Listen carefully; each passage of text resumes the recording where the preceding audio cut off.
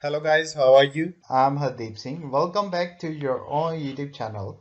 IELTS updates and recent exams. For more updates related to recent IELTS exam writing test topics, listening, reading, practice test, and speaking, you got guesswork. Please, guys, participate in everyday listening and reading practice test to achieve your desired band score in your actual IELTS exam. Please hit the like and subscribe button. Press the bell icon for the upcoming notifications. Don't forget like, subscribe and share my YouTube channel and my Facebook page, IELTS updates and recent exams. Now turn to part 1. You will hear a conversation between a printing company employee and a customer. First, you have some time to look at questions 1 to 5.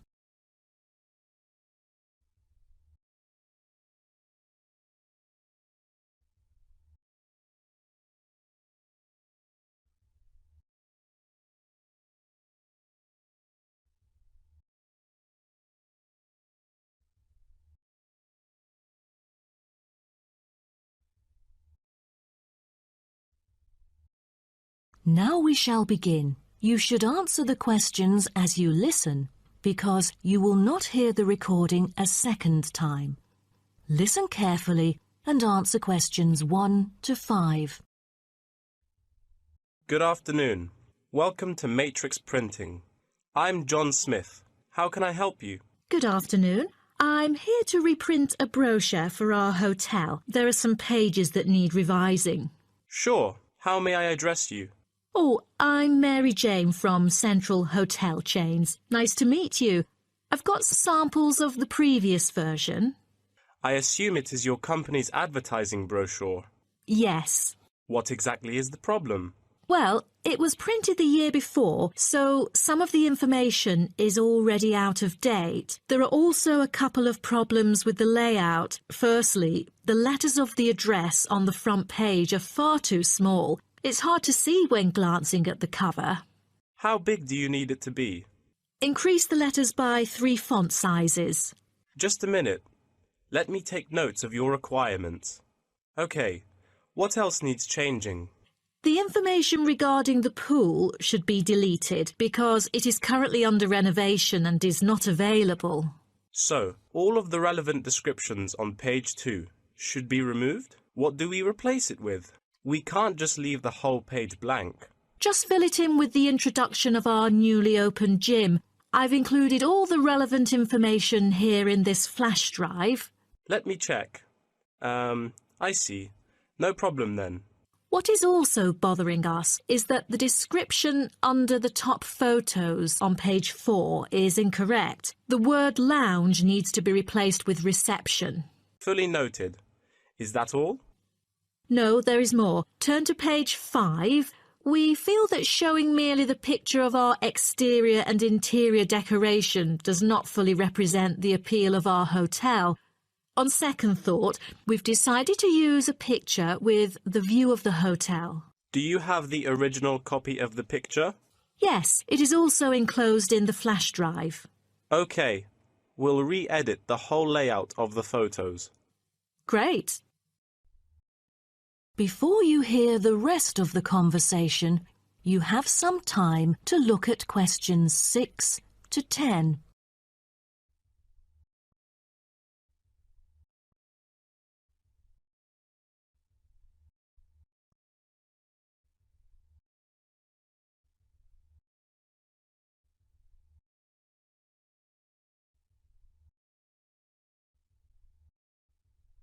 Now listen and answer questions 6 to 10. Let's turn to the next page. Yes. What's wrong with that? It seems perfectly fine to me. At first sight, it seems fine, but according to the feedback of the customers, the prices do not stand out. So, we want to change the print from black to red to make it pop out. Okay, I've made notes of all of your requests. Is there anything else? I appreciate it. Just one final request. Could you translate the whole brochure into Spanish? We have customers worldwide, you know, especially those from Latin countries. No problem. What about other languages, like Japanese, Chinese or German? These are our most popular target languages.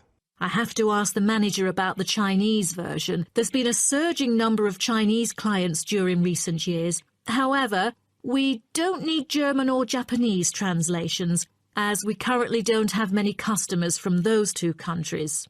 Sure, just keep me updated. So, roughly, when can we get the revised print? We need it before the end of July. It's late June now. Roughly, it'll take 3 weeks to re-edit.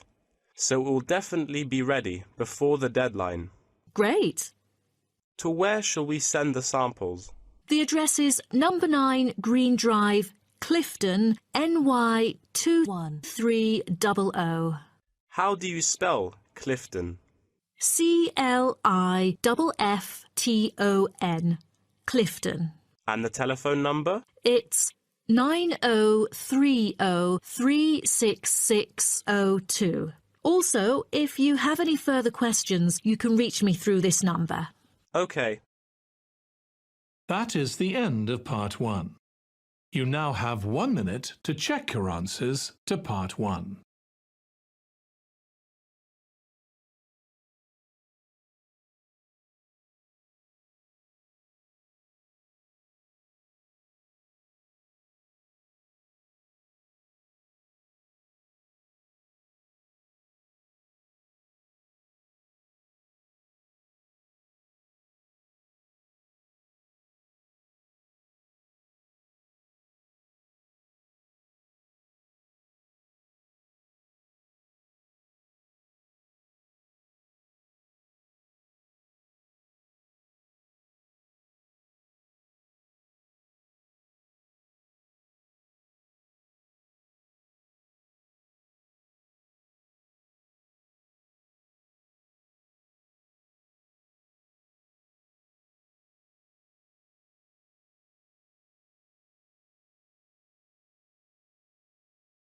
Part 2.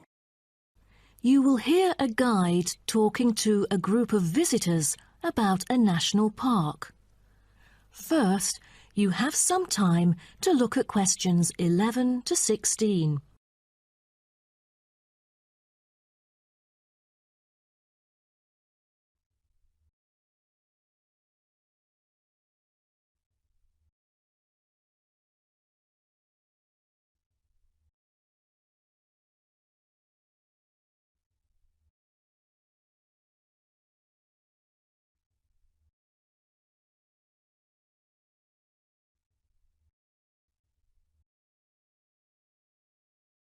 Now listen carefully and answer questions 11 to 16.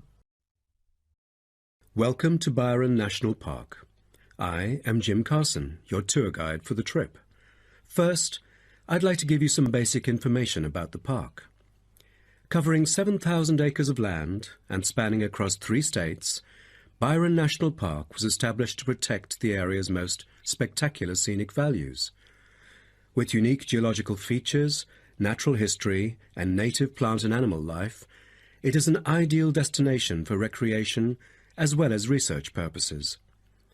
The park has a breathtaking waterfall connecting the longest river in the country, but it is most renowned for having the largest subtropical rainforest worldwide. There are many layers of tall, medium, and low vegetation growing with seasonal variations in the park. It is a place where the air seems green. Ardent hikers can find an awesome array of options here. Apart from the dense green rainforest, tourists can also hike along the mountain trail. Despite the stunning view, taking photos is not advised on the way up, I'm afraid, as one might get distracted and the narrow trail by the sheer cliff is quite dangerous. When you reach the top of the mountain, there is nothing better than having a picnic under the trees with your family. Accompanied mostly by wildlife, walkers as well as cyclists may find the bush track a good choice for having a tranquil time to themselves. As your tour guide, I suggest that only expert hikers take the creek circuit, because its beautiful and inspiring scenery through the subtropical jungle is paralleled by its physical challenges. A list of transport is available within the park. Bicycles are a popular choice as it is the most flexible way to get around. Electric trams are temporarily closed for maintenance. Boat trips down the river are an ideal way to spend a tranquil afternoon.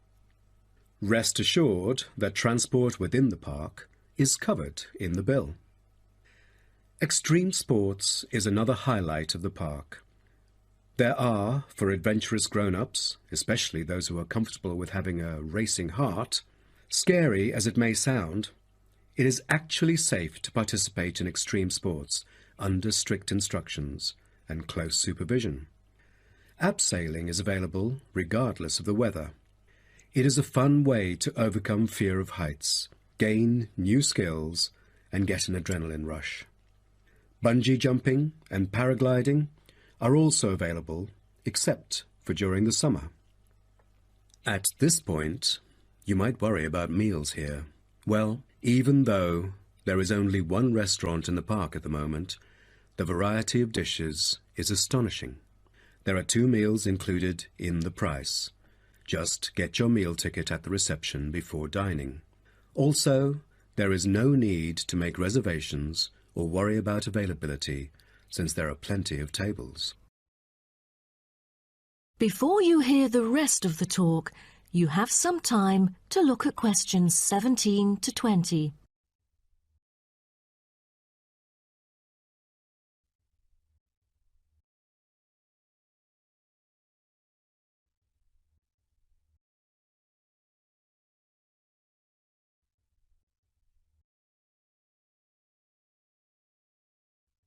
Now listen and answer questions 17 to 20. During your stay here, you might want to know what there is to do. Let's turn to the plan so I can familiarize you with the layout of the park. Most tourists would choose to stay in our guest house, located in the southeast corner. It features 63 tastefully appointed guest rooms, many of which offer spectacular views of the park. You'll find a home away from home at our guest house. But for those who want to experience the natural beauty up close, there is also a campsite. When you get out of the guest house, go straight ahead, turn right at the end of the road. To your left, there is a campsite amongst the trees where you could spend a night under the stars together with owls and chipmunks. If you look at the top left of the plan, you will notice a picnic area. You can either bring your own food, or we can deliver food to you. Barbecue is an option. The business centre is situated directly opposite the picnic area. It provides flexible, fully serviced offices, conferencing suites, meeting rooms, and is equipped with the latest multimedia facilities. Wired, as well as wireless, high-speed internet is available within the entire premises. The centre is designed to cater to both individual travellers and corporate groups. Visitors can also go to the museum, which holds a vast collection that exhibits local history and a natural habitat. You start from the guest house, just turn left at the first conjunction, then walk past the tea house, turn right. You'll see the museum after making the third right. Have you found it? Pretty easy, right? To spend a delightful afternoon with a book and a fresh cup of coffee, you can go to the only cafe in the park. From the guest house, you go straight, then take the second right, and you'll see the cafe right in front of you.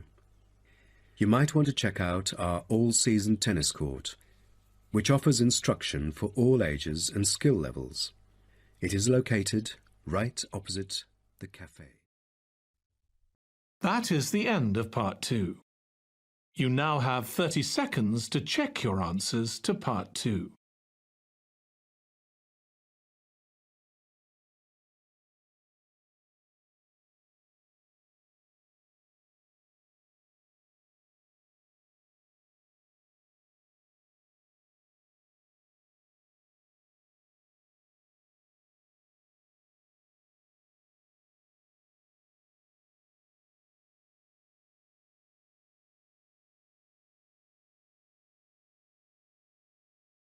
Part 3.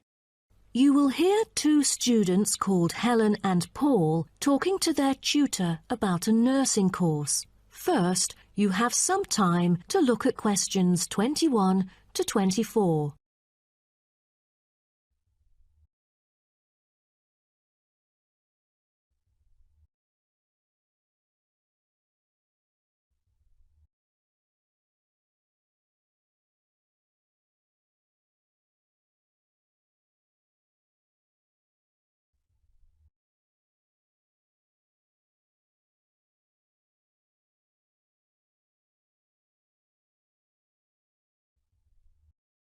Now, listen carefully and answer questions 21 to 24. Helen and Paul, congratulations to you both for doing so well the past semester. You two have exhibited an impeccable performance during your first year in the nursing program. I'd like to get some feedback from the two of you to better improve the program and to provide guidance for our prospective students. I'd like to start with you, Helen. So, first of all, which aspect of the program impressed you? Well, to be honest, when I was enrolled into the course, I was expecting a group of classmates my age. But as I stepped into the classroom for the first time, I was surprised by the diversity. Most were in their 20s, but there were also those in the 30s or even 40s. As it turns out, the intergenerational communication has sparked intense debate and new thinking, and I think that's something special about the programme that I appreciate very much. What about you, Paul? What do you think of the program? For me, the group project we carried out last semester is another key feature of the program. The whole class was divided into 8 different groups, working on 8 prospective cases. Team-building sessions were conducted in a collaborative way most of the time. Comprised of 5 members, our group studied acute pancreatitis. During the process, we broke the task into different parts and assigned them to each member.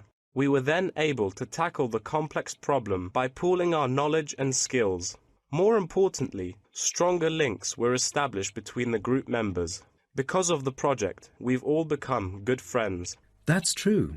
According to graduates, group projects prepare them for the work world in which teamwork and collaboration are increasingly the norm. So tell me, Paul, what else do you like about the program? I want to be a registered nurse, working in a public hospital after graduation. So the internship provided is a valuable opportunity for clinical practice in a supportive learning atmosphere. However, I was amazed by the amount of written assignments, since I thought the course should have focused more on practice-oriented learning. Well, I have to disagree with you, Paul. The essays demonstrate your understanding of the course. For me, writing essays is a process that involves critical thinking, which challenges me to develop my points more thoroughly. I thus managed to gain a diversity of perspectives. The program is designed to deliver basic and advanced theoretical knowledge of core concepts, including healthcare systems concepts, together with practicum or clinical practice experience to bridge the classroom content to the practice setting. So, I'm afraid written work is unavoidable. Also this year, we've added a module of law. How do you feel about that? At first, we felt that learning law is kind of redundant and too time-consuming. After a few sessions, we realised that it is necessary in dealing with future medical disputes. Before you hear the rest of the talk, you have some time to look at questions 25 to 30.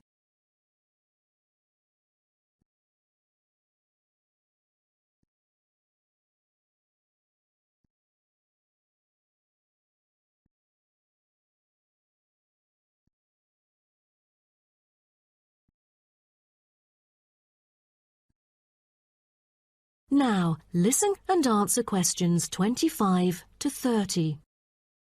Do you have any suggestions for prospective students?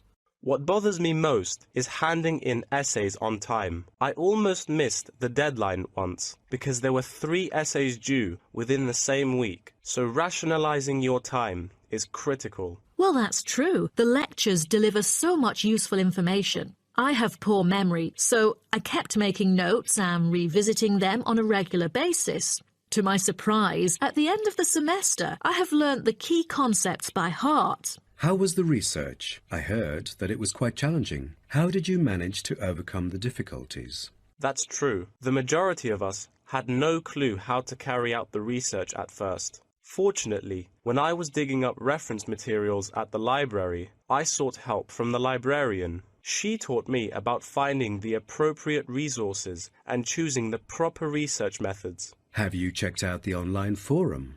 Yes, it has become a habit for me to visit the forum regularly. In a sense, it extends classroom learning. It is where the students post academic problems that they come across and get support from the faculty members. Some of my classmates didn't do so well during the placement tests. I feel that background reading is necessary. Lastly, do you have anything to say to the freshmen? I was really ambitious at first, trying to get straight A's on my transcript. I made tons of notes and worked hard even on the optional assignments to get extra credit. I stressed myself out before having an emotional breakdown. After consulting my advisor, I found it important to set realistic goals.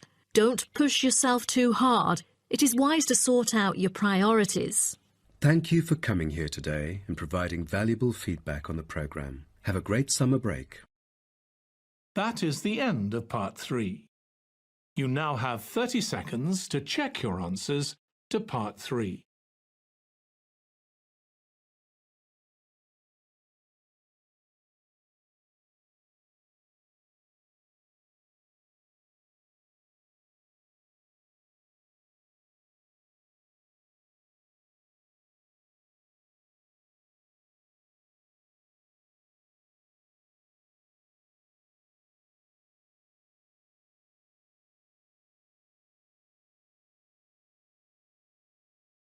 Part 4. You will hear part of a lecture about African penguins. First, you have some time to look at questions 31 to 40.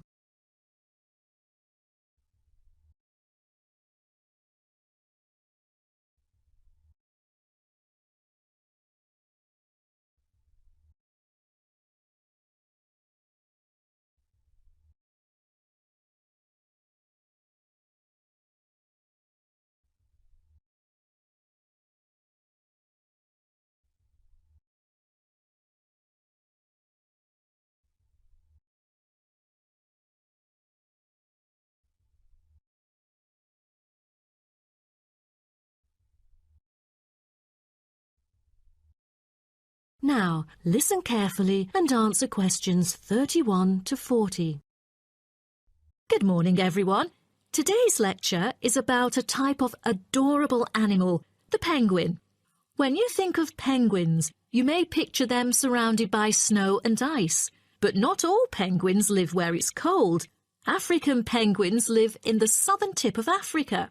They are usually found within 40 kilometres of the shore and on a number of its surrounding islands. African penguins are also known as jackass penguins because they make donkey-like braying sounds to communicate. African penguins can keep their body temperature at a stable level, but their land habitat can get quite warm, so there are a number of ways for them to stay cool. They limit their daylight movements on breeding sites on land to early mornings and early evenings to avoid too much sun. The pink glands above their eyes can help them cope with the temperate climates. Like other penguins, African penguins spend most of the day feeding in the ocean, which also helps keep them cool. Being a type of small to medium-sized penguin species, African penguins average about 60 centimetres tall and weigh up to 3.6 kilograms. They have a black stripe and a pattern of unique black spots on their chest. Males are larger than females and have larger beaks. Even though they are categorized as birds, African penguins aren't able to fly because of their heavy bones. Their wings are more like flippers that make them particularly suited for life in the water. When they're on land, their flippers and their tails help them keep their balance and walk upright. African penguins begin to breed at the average age of 4. When a male and female pair up, they tend to breed together for the rest of their lives. Most other penguins nest and lay their eggs out in the open, but African penguins have a different approach. They dig holes under bushes out of their own excrement, called guano, so they are sheltered from the sun and predators. The African penguins survive on a diet that is comprised mainly of marine organisms. They feed primarily on fish like sardines, along with the occasional squid and shellfish. But when normal food is in short supply, they eat tree roots as well. The streamlined body of the African penguin allows it to move through the water like a rocket, capable of reaching a speed of around 20 kilometers per hour when hunting for food.